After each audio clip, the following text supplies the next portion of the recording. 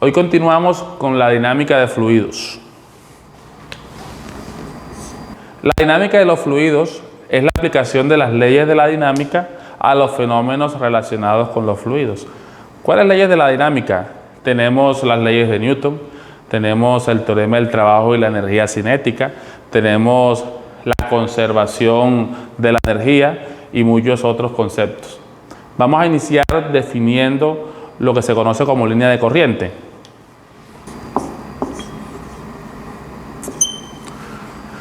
La línea de corriente es una curva que en cualquiera de sus puntos es tangencial a la velocidad del fluido en ese punto. Supongamos que esta es la línea. Entonces, en este punto, la velocidad del fluido es tangencial a esa línea de corriente. En este punto, la velocidad del fluido es tangencial a esa línea de corriente. Si ustedes recuerdan en su curso de Física 1, ustedes representaban cualquier objeto en movimiento como un punto. Representaban un plano inclinado como un segmento con una inclinación. Y los fluidos también tienen una manera particular de representarse gráficamente, y es por medio de las líneas de corriente. No es la única manera de hacerlo. También existen las líneas de traza, las líneas de trayectoria, pero para los objetivos de este curso de Física General es suficiente con el concepto de línea de corriente. La definición de línea de corriente estricta y formal es la que acabé de dar. Sin embargo, para los fenómenos que nosotros vamos a abordar, las líneas de corriente coinciden con las trayectorias que siguen las partículas de fluido. Este concepto de línea de corriente es parecido al concepto de línea de campo magnético que ustedes vieron en su curso de electricidad y magnetismo, los que ya lo cursaron. Por ejemplo, esta es la Tierra. Entonces, estas son las líneas de campo magnético, y el campo magnético en cualquier punto es tangencial a la línea de campo magnético que pasa por ese punto. Entonces son conceptos o entes físicos similares. Si yo, por ejemplo, deseo representar el agua que sale del grifo de mi casa, aquí tengo el grifo, a dibujarlo así. El agua cae. Este es el chorro de azulito. ¿Cómo se representa ese chorro en mecánica de fluidos? Por un conjunto de líneas de corriente que representan las trayectorias que siguen las partículas del fluido. Este conjunto de líneas de corriente recibe el nombre especial de tubo de flujo. Un tubo de flujo es un conjunto de líneas de corriente. El tubo de flujo representa esa porción del fluido que yo deseo estudiar. En este caso, el tubo de flujo me cobija todo el chorro. Pero si considero, por ejemplo, un río, yo no voy a dibujar todo el río. Yo dibujo solo una porción del río, que es el tubo de flujo. Si deseo analizar el viento en alguna localidad, también dibujo solo una parte de ese viento que se representa por medio de un tubo de flujo. Para eso el flujo tendría que ser laminar, que ya en breve describiremos qué es un flujo laminar. Este tubo de flujo tiene un diámetro, tiene una sección transversal de área A, en cualquier punto que usted la quiera dibujar. Las paredes de ese tubo de flujo están conformadas por líneas de corriente. Son líneas imaginarias, no son paredes materiales. En algunos casos, el tubo de flujo podría asemejarse con un tubo material. Por ejemplo, si tenemos un tubo totalmente lleno de agua, o totalmente lleno de aceite o cualquier fluido en movimiento, en ese caso el tubo material coincide con el tubo de flujo, pero en general no coincide. En general las paredes del tubo de flujo son líneas de corriente que no se cruzan. Aquí en física general la cogemos suave, relajados, y vamos a estudiar fluidos ideales. Entonces vamos a ver cuáles son las características de un fluido ideal. Aquí recordamos un poco su curso de física mecánica. Cuando ustedes consideraban situaciones ideales, no consideraban la fuerza de fricción. Aquí también. Aquí cuando el fluido es ideal, no consideramos pérdidas de energía por fricción. Y hay una propiedad en los fluidos llamada viscosidad que me mide el grado de fricción interna que presenta un fluido cuando éste se desplaza o cuando un objeto se mueve en el interior de él. Entonces, si el fluido es ideal, decimos que es no viscoso y quiere decir que no existen pérdidas de energía por fricción. Recordemos que la fricción aparece cuando existe un movimiento relativo entre dos superficies. Yo deslizo mi mano sobre el tablero, hay un movimiento relativo de mi mano sobre el tablero y aparece enseguida una fuerza de fricción. Nosotros podemos considerar que un fluido está conformado por capas y una capa se mueve con una velocidad diferente a la otra. Por ejemplo, considera un fluido en el interior de una tubería cilíndrica. Entonces, el fluido se mueve con mayor rapidez en el eje principal del tubo. Y a medida que nos alejamos del eje principal, esa velocidad o esa rapidez va decreciendo. Y uno puede considerar como si el fluido estuviese formado por capas cilíndricas y cada capa cilíndrica se mueve con una velocidad diferente. Entonces hay un deslizamiento de superficies cilíndricas una con respecto a la otra. Eso origina fuerzas de fricción y eso causa pérdidas de energía. Si consideramos el fluido ideal, entonces no hay pérdida de energía y todas las capas cilíndricas de fluido se moverían con la misma velocidad. Una segunda característica es que el fluido es incompresible. Si el fluido es incompresible, entonces la densidad es uniforme. Quiere decir que la densidad es la misma en todos los puntos del espacio. Una tercera propiedad es que el flujo es estable. Un flujo estable es laminar. Y se considera que un flujo es laminar cuando las trayectorias que siguen las partículas de fluido son uniformes, son predecibles. Y tú sabes cuál es el camino que va a seguir cada partícula de fluido, porque todas siguen las mismas trayectorias.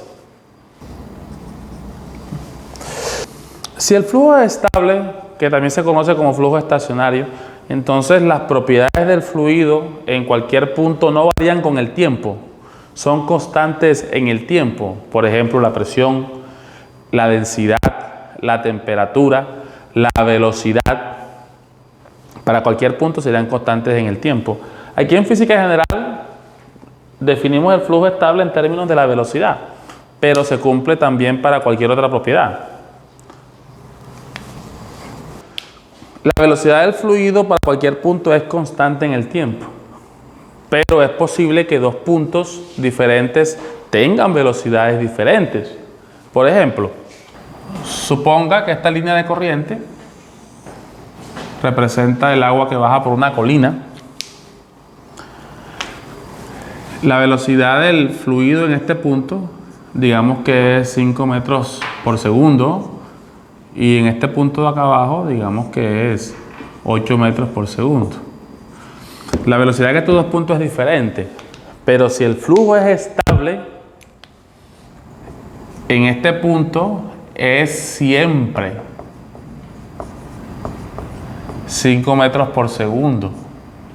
Y con la misma dirección, no cambia ni la magnitud ni la dirección del vector velocidad.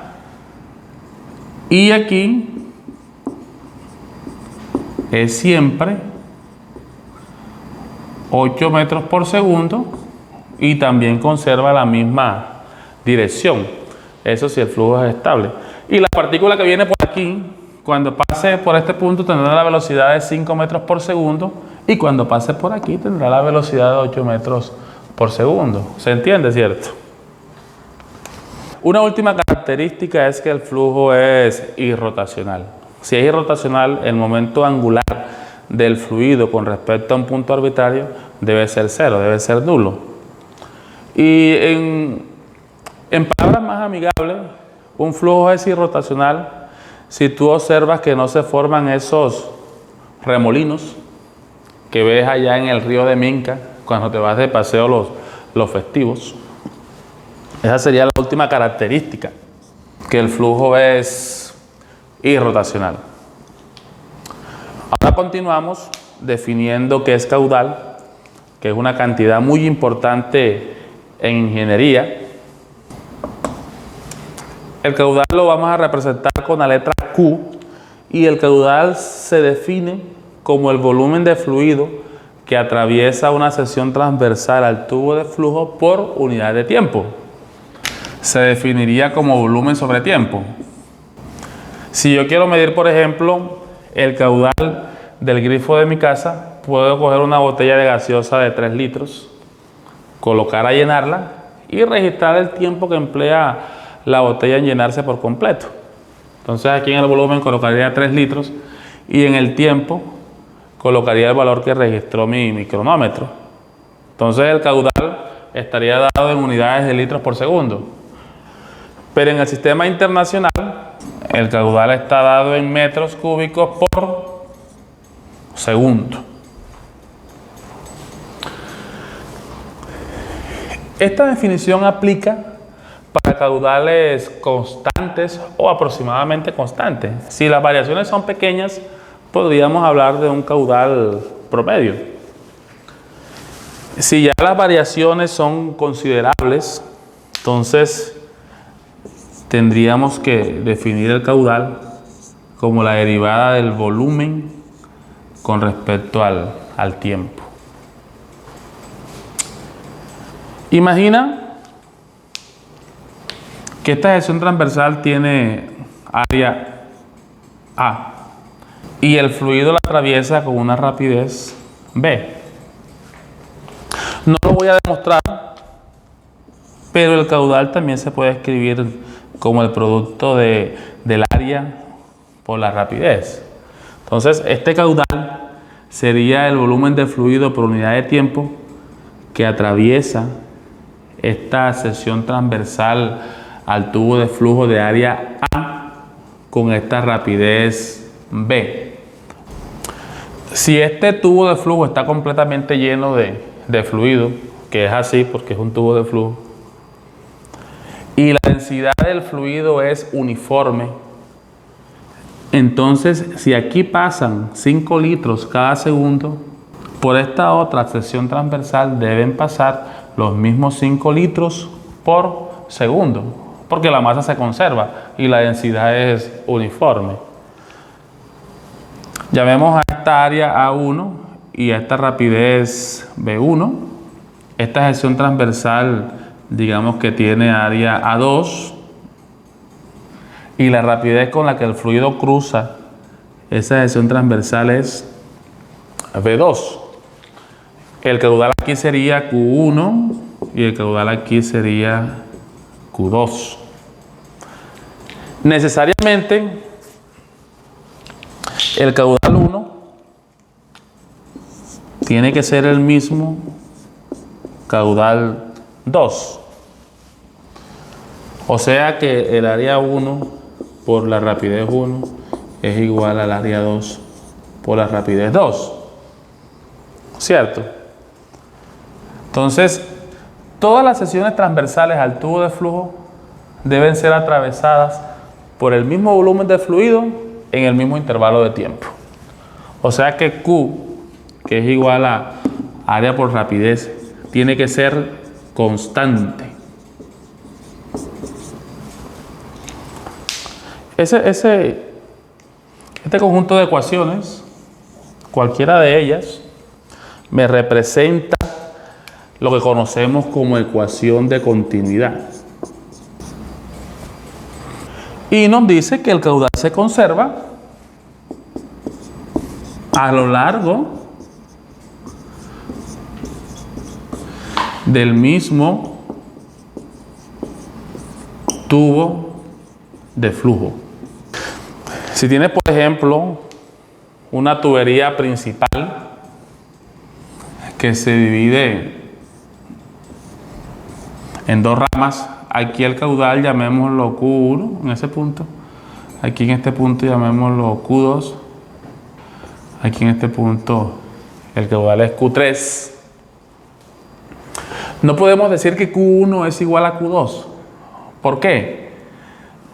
Porque no están a lo largo del mismo tubo de flujo. Este tubo de flujo aquí no es este mismo. Por el mismo argumento no podemos decir que Q1 es igual a Q2 ni que Q3 es igual a Q2. Para que el caudal se conserve tiene que ser a lo largo del mismo tubo de flujo. Otra situación interesante es la siguiente. Si tenemos un tanque que contiene agua y está perforado en el fondo, entonces el agua escapa. La rapidez con la que el agua escapa es variable. Por experiencia propia sabemos que la rapidez va decreciendo a medida que el nivel del agua desciende en el tanque. Entonces el caudal va decreciendo. Ajá, y no estamos diciendo que el caudal es constante. Y aquí estoy diciendo que el caudal es variable. ¿Cómo es eso? Pues si yo mido el caudal en determinado tiempo, voy a obtener, podría ser un caudal de 10, digamos sin unidades. No me interesan las unidades para lo que quiero ilustrar. En todos los puntos el caudal es 10. Y es el mismo tubo de flujo. El tubo de flujo sería este, que no estoy dibujando. Sería así, aquí habría líneas de corriente así. Ese sería el tubo de flujo. Si yo mido el caudal ahora,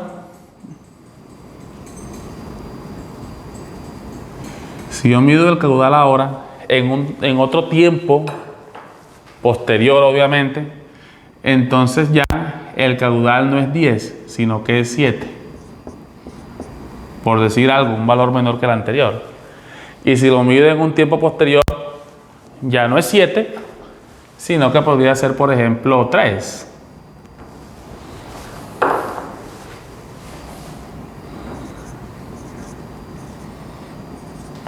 Entonces podemos ver que el caudal es constante en el espacio, a lo largo del mismo tubo de flujo, pero en esta situación el caudal no es constante en el tiempo. Y la ecuación de continuidad exige que el caudal sea constante, pero en el espacio. Y no necesariamente tiene que serlo en el tiempo. Si yo quisiera, por ejemplo, calcular el tiempo que emplea el agua en escapar por completo de este tanque, no puedo utilizar esta expresión, porque esta es para caudales constantes. Me tocaría usar esta expresión y emplear técnicas del cálculo integral para hallar ese tiempo. Una última cosa ya para irnos, muchachos. Si el caudal es constante, entonces eso quiere decir que donde la velocidad aumenta, que la rapidez aumenta, que es el módulo de la velocidad, entonces la sección transversal del tubo de flujo debe ¿qué? Disminuir. Y es el caso que tenemos aquí. El agua cae y la velocidad aumenta por efectos de la aceleración gravitacional. Entonces la sección transversal del chorro se reduce. De la misma forma, si tenemos un fluido en movimiento por el interior de alguna tubería, ¿verdad? Que está completamente llena, debe estar completamente llena necesariamente. Entonces, donde la tubería presente un estrechamiento, ahí la velocidad del fluido va a ser mayor. Y donde la tubería presente un diámetro mayor, entonces ahí la rapidez del fluido va a decrecer. Listo, muchachos, entonces gracias por su atención y nos vemos en la próxima ocasión.